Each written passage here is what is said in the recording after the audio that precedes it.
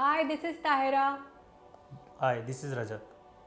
We are from the Jungleworks family, and today we are going to talk about some common mistakes that salespeople make during a sales call. And one thing, what I have observed and I have noticed, just by avoiding these mistakes, you can reduce friction by 80% and you can easily achieve your sales targets. Wow, that's great. So let's get started, shall we? Yeah. Okay. So my first question to you, Rajat, is what fields should you check once you get a lead in the CRM, which means that as soon as a lead is created, as somebody signs up through a website or through some other platform, what should the first thing a salesperson should do? Yeah. So first thing, you should always firstly verify the contact details. Whatever you have from the email, from the name, be it first or last, and the phone number, just check whether all the details are correct. Then go for the user message that or we can say requirement, what they have signed up exactly. So if they are looking for token, most probably they'll look for reduce their operational efficiency or manage their fleet. So something they have written in the user requirement field. And so look for that hint which the client is giving exactly. you. Yeah. Yes. We can say so. At that time, client is able to relate from which product I got the call, because when we are signing up on any product, I look after 2-3 products, their competitors and everything. So it's the best way to remind them from which product they received the call from. Okay. Also, suppose in case the user message is not there, go for the vertical page. Okay. So vertical page as in from the last page from which the client has signed up. Okay. So from that page you can remind the client that you have signed up on that page, so he'll or she'll able to relate yes, I have signed up on this platform. Tell me, how do you profile a contact effectively? Okay, so the best way is to find any client on different platforms.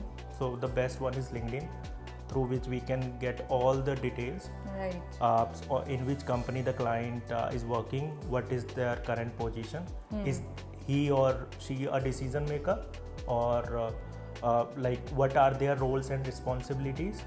Apart from that, once you will establish the connect, after do the profiling, and with the help of profiling you'll be able to understand what are the pain points that the client is facing, so that he or she signed up on our product.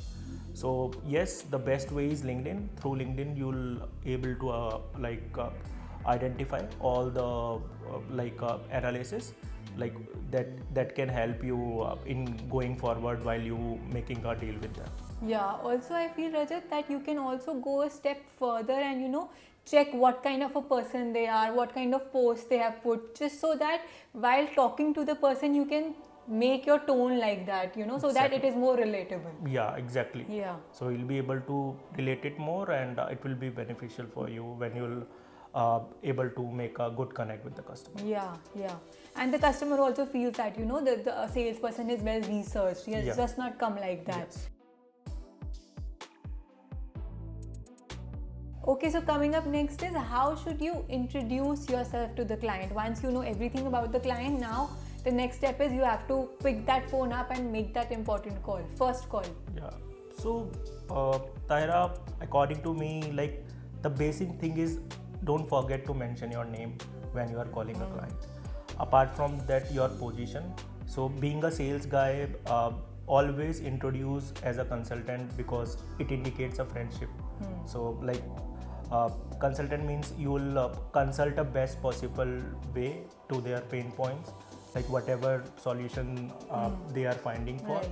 When any client is signing up, so they'll sign up on at least 4 to 5 different platforms. Right. When they are looking for something. So always remind about the requirement, so the client will able to relate, and always mention about the product from which you are talking. So apart from, don't mention just Jungleworks. If you are selling any Jungleworks product, So just say I am like Rajat calling from yellow Jungleworks, or I am calling from Toucan Jungleworks, or I am from Jugnu. So they'll be able to relate a product rather than only just a company name. Yeah, I've also seen that a lot, that salespeople do get confused, Sometimes they're saying Jungleworks, sometimes they're saying Toucan, sometimes they're saying yellow. So keep that in mind, that branding and brand positioning is equally important. And one more thing, like we have different identities, like our main parent companies with the name of Click Labs. Then we have two separate identities called Jungleworks and Jugnu, then Socomo. So it will help you and help the client to relate it better. Yeah. Also, establish your position and authority, and also credibility. Yeah. Yes. Moving on. What are the common sales call etiquettes to follow during customer calls? Yeah, so like according to me, always greet the customer first, according to their time zone, not in which you are like working on. So and then always ask the client if this is a good time to talk. Right. So like many entrepreneurs like wants to start their business while doing the job. So always ask if they are busy or not. So I think these two are the major thing. Apart from that, when they are explaining their use case or requirement to you, so don't interrupt in between.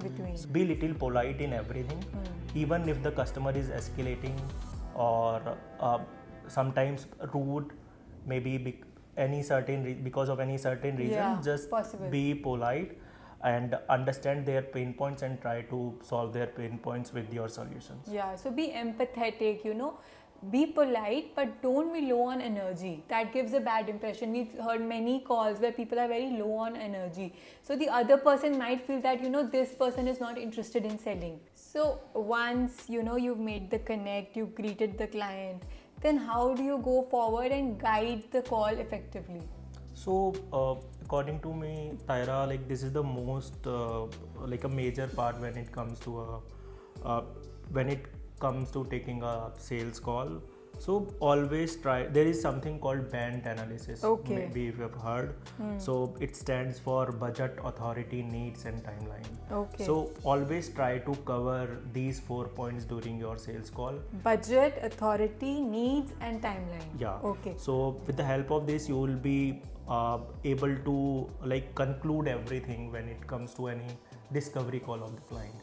So budget, like this is the most important part when it comes to starting any business for all the entrepreneurs. Then authority, like who will be the deciding person. So at the time of profiling, you'll be able to relate this pointer also. Then need, so that's the major thing, like what are that pain point that actually the client is looking for. Right. So always try to understand their needs and try to solve it. And the timeline, like when they are planning to start the business. So it will help you to manage your sales funnel and the pipeline. Now it's time to end the call. How do you conclude a call appropriately? Because they say the first impression is the last impression, but the last thing you say is equally important. Right, Tahira. So like according to me, when you are ending any sales call, always try to summarize the key points that you have discussed. You might have seen, like even when you are taking any discovery call, some calls like stretched up to 30 minutes.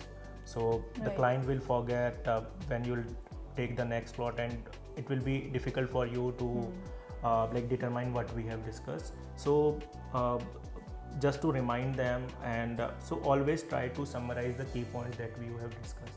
So if you'll keep repeating the key points, it will be easy to understand, and you'll be able to remind like what you have discussed exactly. Apart from the, like, always confirm the next steps. If there is any partner involved, if there is any another decision maker, if it is there, always ask for the next availability when they are available for the next demo or the commercials or the proposal discussion, be it anything. So and the last thing is always appreciate the client for their time. Right. What should be sent to the customer once the call is finished? So this is like post the call formalities or protocols that should be followed. Yeah, I feel it's also part of sales etiquettes, not specifically to call, but yes. So you'll definitely send a follow-up email summarizing all the discuss points that you repeated at the end of the call. Okay. We can say the minutes of meeting, the crux of the meeting, what you have discussed. Apart from that, the additional resources or materials that can be helpful for the client. So suppose take an example of the reviews, good client reviews or any enterprise client from the same region that you are serving. So this can be helpful for the client and for you as well to lower down You can share any related content also. Definitely. This will all help you to lower down your deal cycle. And I also should repeat this, that an email, a follow-up email is very important. Usually salespeople just skip this part, or they say that we are connected on WhatsApp with the client, we are talking with the client. But email, it shows authority, it shows credibility. It is very important for the memory of the client also. So make sure that you send that email. It may take 2 minutes of your time, but that is very important. And especially when it comes to any domain or enterprise level client, they'll always expect everything on email rather than WhatsApp. And they will also appreciate your professionalism. Definitely, yes. Yes. So that was it. I hope that Rajat and lessons from Rajat and me might help you in your sales call. We are here always to help you, and if there are any questions, you can ask them to us directly or put it down in the comments. Any last words you would want to say, Rajat? No, I think all is fine. We'll come with more videos in the future and will help you guys. Good luck.